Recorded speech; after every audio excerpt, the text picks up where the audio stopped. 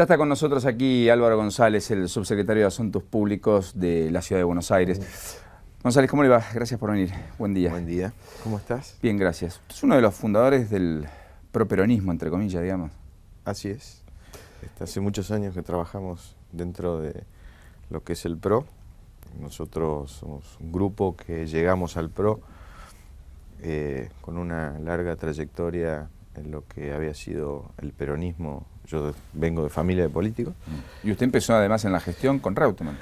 Yo empecé antes de Reutemann. Antes de Reutemann. Antes de Reutemann. En realidad empecé en la universidad en el año 82. Con la militancia. Con la militancia. Después, en el 83, tuve mi primera experiencia en la legislatura de la provincia de Santa Fe. Yo estudié Derecho en la Universidad Nacional del Litoral. Y estuve hasta el 87, 91 en Santa Fe, en las dos primeras administraciones del gobierno justicialista de Santa Fe. Y en el año 92 me vine a Buenos Aires a trabajar por 6 meses y acá estoy. ¿Y se quedó? Me quedé, nunca más me volví. Casi como en la Argentina, lo transitorio. Soy porteño de nacimiento. Como dice un amigo mío, porteño por proscripción, porque soy del año 58 y mi papá en el 55 había tenido que salir corriendo de Santa Fe. Así que soy porteño por proscripción. Bueno, decía que es un poco como la Argentina, ¿no? Lo transitorio que se convierte en permanente. Así es. ¿Macri va en busca de ese peronismo? ¿O Macri va en busca de consolidar lo nuevo independientemente de...? Yo creo que Macri está planteándole a la sociedad un tema, a mi gusto, absolutamente interesante en la política argentina. Yo creo que hoy, si uno le pregunta a la sociedad argentina cuál es el valor de los 30 años, lo primero que van a rescatar es el sistema, que es la democracia. Sí. Ahora, la segunda pregunta es, ¿la democracia resolvió los problemas de la sociedad? Seguramente vamos a encontrar un porcentaje importante que va a decir que no resolvió todos los problemas. No, claro. En esos 30 años tuvo la oportunidad, 2/3 de esos 30 años, administrar este país el peronismo. 1/3 el radicalismo. El radicalismo carga con la pesada herencia de no poder haber terminado ninguna de las 2 administraciones que le tocó encabezar. Ni Alfonsín ni de la Rúa. Y el peronismo hoy no puede exhibir coherencia a lo largo de estos 30 años, donde hubo una década neoliberal y otra década populista. Entonces me parece que Macri lo que está diciendo es, señores, me parece que si el sistema es la democracia, si hace 30 años que gobiernan los mismos, la Argentina se merece un cambio. Y en ese cambio, lo que Mauricio está planteando es que debemos dejar de hablar tanto de ideología y empezar a hablar de situaciones que la Argentina necesita, que son soluciones, que son encarar los problemas desde el lugar que se tienen que encarar y no desde el lugar ideológico de donde yo los miro. Entonces, desde ahí me parece que la sociedad está buscando un cambio y me parece que ahí es donde aparece la oportunidad histórica para Mauricio y creo que para la Argentina también, de tener en el próximo periodo en una administración nacional a un hombre que es un hacedor, en donde no vamos a discutir tanto de dónde venimos, si nos vamos a poner de acuerdo entre todos hacia dónde vamos. O sea, sintetizar lo diverso y en definitiva obrar en consecuencia. Así es. En esa lógica, digamos, ¿usted cree en una idea de una coalición republicana? El 22 o el 21 de abril estará la puesta en escena de todo un espacio de la política que intenta construir una alternativa por afuera del peronismo, encarnada por el radicalismo, el Frente Amplio Progresista, la Coalición Cívica, Proyecto Sur, Libres del Sur, entre otros. ¿Usted cree que Macri podría participar eventualmente de una interna que la sociedad diga dentro del esquema republicano no peronista, de aquellos que defienden determinados valores, etcétera, independientemente de esto que usted marcaba, la ideología, porque efectivamente uno entiende que Wiener y Macri expresan situaciones diferentes de la política, que puedan sintetizar esa opción real de poder o no? Lo primero que te quiero decir es que para mí nosotros hoy estamos intentando construir una tercera vía. A partir de esa construcción, obviamente bienvenido sea cualquier tipo de diálogo. Y a partir de ahí, ver, y no tener una actitud simplista en donde vos armas una gran paso entre gente muy diversa con la única idea de que ese paso es lo que te garantiza quién es el futuro presidente de la República Argentina. Entonces, desde ese lugar, me parece que todas las conversaciones en política son válidas. Lo que hay que tener muy claro es para qué y cómo se transforma ese para qué, en qué estructura se transforma ese para qué, porque si después vamos a terminar, como le pasó a UNEN en la capital federal, que hizo de las PASOs una herramienta política interesante, que la sociedad acompañó con un voto importante, ahora que cuando tiene que transmitirlo en una coherencia legislativa tiene 5 bloques, yo creo que son temas que hay que ir conversando. Tendríamos que hablar mucho antes, lo que vemos con algún grado de satisfacción es que se terminaron los anti.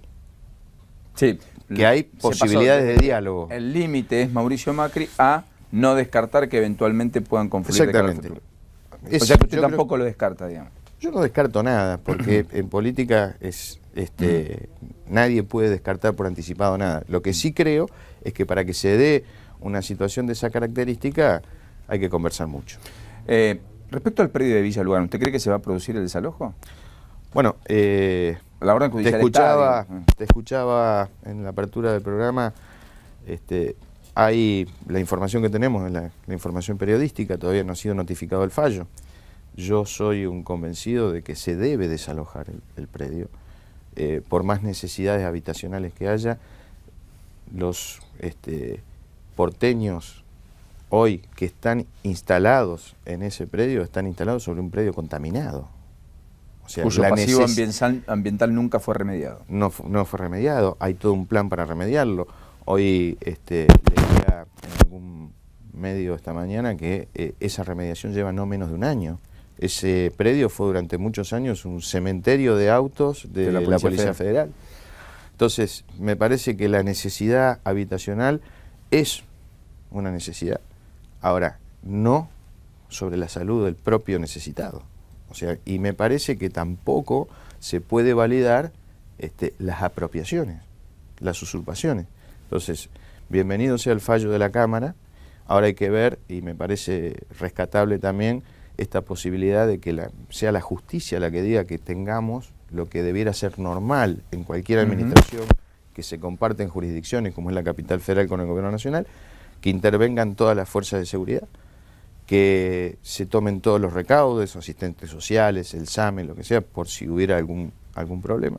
Pero básicamente los propios necesitados que están hoy tomando debieran entender que no se pueden quedar ahí. Porque además uno sabe cuándo empiezan estos procesos, nunca cuándo terminan. Y ya ha habido muchas alertas de intendentes del conurbano, intendentes del interior, etcétera, por tomas recurrentes. Parece ser un modus operandi de algunos vivos que terminan después vendiendo esos lotes que ni siquiera les pertenecen. Bueno, jugando con la pobreza del otro. La necesidad tiene cara de hereje. Entonces hay algunos vivos que han hecho big-win negocios con esta usurpación. Y tampoco se puede validar estas situaciones de esta característica. Desde el punto de vista, me parece interesante, la justicia ha tomado la decisión correcta, hay que avanzar en ese sentido y creo yo que tenemos la oportunidad que con las fuerzas nacionales, más el apoyo profesional de todos aquellos que intervienen cuando se producen este tipo de situaciones, podamos tener un desalojo en paz. En un minuto hablamos de la cuestión de transparencia. Usted está abocado dentro de la gestión a la interrelación con los otros poderes. Así. ¿Falta de designar el defensor del pueblo de la ciudad? No, ya está. ¿Ya está? Sí, es Alejandro Amor. Alejandro Amor, tiene razón. Fue el año pasado fue designado, asumió hace una semana. Más o menos. Ha sido designado él y sus adjuntos en el mes de diciembre por la legislatura de la Ciudad de Buenos Aires. ¿La ciudad tiene organismos de control, Álvaro González, importantes? Sí. Quiero decir, ¿funcionan, están activos o como el gobierno nacional están más bien desarticulados? Y los organismos de control de la ciudad están todos en manos de la oposición. ¿Y se los escucha? Totalmente. Porque usted es el nexo en muchos casos. Exactamente. Tanto sea en la auditoría como en la Defensoría del Pueblo, como el ente regulador de servicios públicos. ¿Usted revirtió alguna decisión de gobierno en virtud de las objeciones que pudieran llegar desde...? Muchísimas. A ver, hay cuestiones que tienen que ver con los tiempos. O sea, la auditoría normalmente... Produce ex post el informe. Ex post. Hay otros que son contemporáneos, que son situaciones que se van dando en lo cotidiano de la gestión, en donde ahí tiene más intervención la Defensoría del Pueblo, que muchas veces emite alguna resolución y nosotros acatamos. El ente regulador, que tiene algunas cuestiones propias de lo que tiene que ver con los servicios públicos, multas a los recolectores de basura, temas subterráneos y demás. La verdad, nosotros siempre decimos que es para nosotros muy importante que todos los organismos de control estén en manos de la oposición. Y intentamos con ellos tener el diálogo más respetuoso y abierto posible. Y en ese sentido, creo yo, no hemos tenido grandes dificultades, ha funcionado todo muy bien. Yo creo que si hay un activo que tiene el gobierno de la ciudad, es el activo de la transparencia. Nosotros tenemos una ley que es la Ley 104, que es de las primeras leyes que se dictó en la ciudad, que es de la Ley de Acceso a la Información. O sea, la crítica que leía los otros días en algún medio era que era vieja, no es que no existía como en el gobierno nacional. Sí, hay que recordar que en el gobierno nacional no hubo impulso al proyecto de crear la Ley de Acceso a la Información Pública, que obliga a todos a brindar información ante los requerimientos de ciudadanos o distintos estamentos de la sociedad, lo cual ayuda a transparentar, porque hoy pide información uno y finalmente no encuentra... Porque en realidad, cuando uno habla de corrupción, habla de un hecho ilícito. Lo importante es qué es lo que haces vos en materia de transparencia para que no existan hechos de corrupción. Entonces, la Ley 104 la implementó Macri en el año 2007, o sea, había sido dictada en 1997. Y nosotros hoy estamos en términos, primero, que le hemos hecho todo el trámite por internet, con lo cual... Entonces un vecino quiere conocer algún aspecto de la gestión, lo hace tramita por internet y usted devuelve la información. Y hoy tenemos un promedio de casi 92% de respuestas en los tiempos que prevé la ley, que son 10 días. 10 días hábiles. 10 días hábiles. Los otros días recibí a la diputada Ocaña y me decía que ella, durante la campaña, había utilizado mucho la ley de acceso a la información y que realmente le había servido mucho y que había recibido todas las respuestas que había solicitado. O sea, es un sistema que está implementado, que tiene que ver con todo lo que está haciendo el Ministerio de Modernización, que es Ciudad Abierta, o sea, son conceptos que van de la mano, que intenta que todo aquel que tenga una inquietud pueda acceder por un método que hoy es casi de uso masivo, como es Internet, que por otra parte despapalizás, no generás mayores cosas, y que tiene mucha velocidad en la información. Sí, además la ciudad abierta, entre otras cuestiones, incluye el concepto de poder pagar los impuestos a cualquier hora del día, de poder hacer trámites, de poder hacer denuncias. Estamos trabajando con el Ministerio de Modernización en implementar un sistema para que la gente también pueda acceder al presupuesto de la ciudad, que hoy lo puede hacer porque está colgado en la web, pero de un modo mucho más ágil, copiando algún modelo español que es de muy fácil acceso y de fácil entender, con lo cual eso creo que va a estar implementado en el corto plazo. Ya tuvimos una reunión con Modernización, tuvimos una reunión con el ministro Grindetti y estamos terminando de implementarlo para que sea más participativo, para que pueda interactuar el vecino con la información presupuestaria, que es en definitiva la que te termina dando la orientación del gasto, hacia dónde vos... Y hacia dónde están las prioridades, ¿no? Exactamente, que creo que ha sido el mérito de esta administración de Mauricio, cómo fue cambiando la composición del gasto. Cuando nosotros llegamos al gobierno, del 100% del presupuesto, solo el 6% iba a inversión real directa. Para que esto se entienda, inversión real directa es la obra, la que vos ves en la calle. Es el bacheo, el pavimento, la luz, el metrobús, el Maldonado. Hoy ese 6% está en el 20%. O sea, hemos transferido o sacado del gasto corriente y transferido a la inversión real directa más de 16 puntos. Y es un desafío de esta administración de llegar al 21-22% en los próximos 2 años.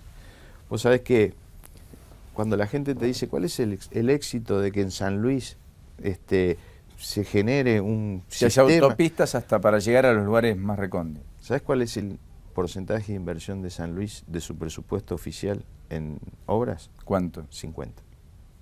O sea, la mitad de lo que San Luis recauda lo vuelca a obras. Exactamente. Las ciudades más desarrolladas del mundo tienen entre 35 y 40% de inversión real directa. Nosotros arrancamos en el 6, llegamos al 20, pensamos el año que viene 21, el otro año 22, y así sucesivamente ir tratando de achicar ese gasto corriente inútil y tratar de pasarlo a obras que le resuelvan la vida al vecino. El gasto corriente tampoco es inútil porque paga salarios, porque digamos, el gasto corriente de montar la basura. No del gasto corriente, digamos, que es otra inversión, sino, o sea, los salarios docentes es una inversión, no es un gasto, qué sé yo, el salario de los trabajadores del Estado, de los médicos, del SAME, de todos. Pero lo que te quiero decir, de ese gasto improductivo que había, nosotros hemos ido, porque la verdad que no se resintió ninguna función del Estado. O sea, no hay un Estado ausente producto de que lo único que hacemos es obra. Al contrario, hay un Estado muy presente que aparte hace obras. Sí, yo y lo que diría es que algún cuestionamiento a propósito de Villa Lugano, etcétera, es que me parece que una materia pendiente es la construcción de viviendas. Me parece que no hay un foco ahí de la ciudad. Yo creo que hay una convicción en algunos sectores del PRO de decir, más que el Estado construya viviendas, demos créditos, etcétera, fomentemos que accedan a un terreno, pero que el que lo construya sea otro. Ahí, digamos, debiéramos hablar de la política de vivienda de la República Argentina. Y después podemos hablar de la capital federal. ¿Qué quiero decir con esto? El otro día había un artículo en Clarín, más allá de que para algunos Clarín miente, de un destacado profesional como es Arriazu, hablando de la problemática de la vivienda. Y la verdad es que hoy vos, cuando mirás los niveles de ingreso con el valor de las propiedades y sacás la cantidad de sueldos que necesitas para acceder a una propiedad, te das cuenta que estás casi imposibilitado en un 95% de la población de llegar a una vivienda digna. Por eso inquilinos permanentes cada vez más frecuentes. Digamos. Entonces, vos tenés por un lado una demanda que no podés terminar nunca de abastecer. Porque hoy en la capital federal, ¿cuántas viviendas necesitarías hacer desde el Estado para resolver la problemática habitacional? Después, empieza el otro problema. ¿Es solo vivienda social? ¿O aquel que tiene, o aquel vecino clase media que tiene su pareja, su matrimonio, que entre los dos trabajan 12 horas por día, no pueden tener derecho a tener una vivienda digna? ¿Es solo un problema de vivienda social? No, es un problema de vivienda en general. Entonces, ahí tendría que aparecer el crédito como una herramienta para llegar a esa vivienda, más allá de la inversión que puede hacer el Estado en términos de vivienda social. Pero no pasa solo por ahí. No, estoy de acuerdo, pero de todas maneras, ahí hay una falencia, porque se han construido pocas viviendas. En un gobierno que ha hecho, como usted dice, de la inversión en obra pública un culto y que lo ha triplicado al porcentual que destinaba a ello. Yo no me acuerdo muy bien las cifras, pero no te quiero decir si no son 3 o 4 mil viviendas por año. Vos me decís, ¿son pocas? Sí, claro que son pocas. Ahora, si haces 40.000 tampoco te alcanzan. Sí, eso es cierto. La reforma del Código Penal, ¿el PRO la va a acompañar o no? El PRO dijo, no discutamos, no es tiempo. Lo que no dijo es si acompaña o no, porque Pinedo... Yo creo que ahí chapó al gobierno nacional. Desde que apareció el anteproyecto del Código Penal, dejamos de discutir la inflación, dejamos de discutir el dólar, dejamos de discutir un montón de cosas y pasamos a discutir una reforma que posiblemente todavía es un anteproyecto que tiene que llegar. Y si esto fuera poco, con mucha inteligencia, el gobierno nacional también abraza como el oso a distintas fuerzas políticas, y entre ellas al PRO, en donde nosotros siempre dijimos que los ámbitos institucionales es donde se debe dialogar y construir, y así fue como participó el PRO en esa comisión, y así fue como el PRO planteó sus propias disidencias, de buena fe. Ahora, no es un tema que vaya a resolver el tema de la inseguridad, que es lo que la gente hoy tiene como su problema. No es la modificación del código, es qué hacemos o cómo pensamos los argentinos en la política criminal. Y yo te digo una cosa, lo primero que deberíamos discutir es la Constitución Nacional. ¿Vos qué pensás que cree la sociedad que para qué están las cárceles? Si vos hoy salís a preguntarle, te van a decir que para que castiguen a delincuentes. Sí, claro. Fíjate lo que dice no para regenerarlo. Fíjate lo que dice la Constitución Nacional. Entonces, si la Constitución Nacional dice una cosa y vos querés hacer un código penal distinto y querés hacer un código procesal distinto, entonces es la política criminal en su conjunto. Entonces, aparece oportunismos políticos donde hay sectores que salen a decir y se montan sobre una discusión que todavía ni arrancó. Massa, con mucho olfato y oportunismo, se para frente a la sociedad diciendo, no, la reincidencia... Escúchame una cosa, el problema de la seguridad no se resuelve con el Código Penal. lo que no implica que la figura de la reincidencia eliminada signifique un estamos premio absolutamente en contra, nosotros lo hemos expresado. Entonces digo, hay dos cosas. El Gobierno Nacional con habilidad cambió el eje. Segundo tema, eso es un anteproyecto. Todavía falta que lo eleven al Congreso y que se discuta. El PRO dentro de ese anteproyecto dejó expresamente aclaradas sus disidencias. Tercero, nosotros decimos, señores, ojo, con esta discusión no resolvemos el problema de la seguridad. Si hubo un espacio político que puso sobre la mesa durante años el sistema, que estaba en crisis y que la gente demandaba cada vez más seguridad, fue el PRO. Entonces, no es, digamos, no estamos en un contrasentido como por ahí alguno lo quiere hacer ver. No, lo que hemos hecho institucionalmente es acompañar a la invitación de una comisión en donde se discutían estos temas. ¿Por qué? Porque nosotros decimos que la política se construye dialogando. Si decimos una cosa, cuando te invitan, no muchas veces no, te invitan, no puedes decir que no. La última pregunta, que se quiere repetir. En la ciudad, ¿es Horacio Rodríguez Larreta el sucesor natural de Macri? Ritondo puede tener chances. Bueno, hay otros que se han expresado en el mismo sentido. Gabriela Michetti hasta aquí no se ha definido, es siempre una carta del PRO. ¿Quién es la sucesión? Yo creo que ha ocurrido el año pasado, sobre fin de año, se ha aprobado una ley en la ciudad que adhiere a las PASO. Sí, con voto de boleta única además. Con voto de boleta única. Entonces, me parece que ahí está el kit de esta cuestión. Todos aquellos que quieran ser candidatos, Horacio dijo que sí, Cristian dijo que también quiere participar. Gabriela todavía no se ha expresado, pero... Santilli dijo que tendría ganas. Santilli dijo que tendría ganas. Bueno, hoy está la herramienta, que son las PASOs en la ciudad. Entonces me parece que desde ese lugar, todos aquellos que quieran ser, el PRO va a tener una oferta electoral muy importante para la ciudad de Buenos Aires, para continuar con la gestión de Mauricio. ¿Y usted imagina un acuerdo con Carrió y que Carrió pueda ser la candidata a jefa de gobierno de Macri? Yo personalmente no. ¿Y si hubiera un acuerdo con Lavagna podría ser candidato eventualmente? ¿Ese acuerdo que hasta último momento se pensó para el año pasado? Bueno, yo a Lavagna lo veo muy cercano a Massa hoy. Evidentemente, si nosotros somos un espacio en donde la discusión pública y política es muy válida. Lo último, Ocaña también quiere ser candidata a jefa de gobierno. Usted me habló de una conversación con ella, tienen... Sí, digamos, Ocaña llegó con su partido, Confianza Pública. Exactamente, pero no ve posibilidad de una confluencia. Nosotros vamos a hablar con todo el mundo y me parece, volviendo un poco al principio de nuestra conversación, que no se construye la política sino a través del diálogo. Después hay que ver si de ese diálogo surgen las condiciones para poder participar todos juntos en unas PASO. Álvaro González, gracias. No, gracias a ustedes. Muy gentil por haber venido. Pausa, no te vayas, ya nos reencontramos.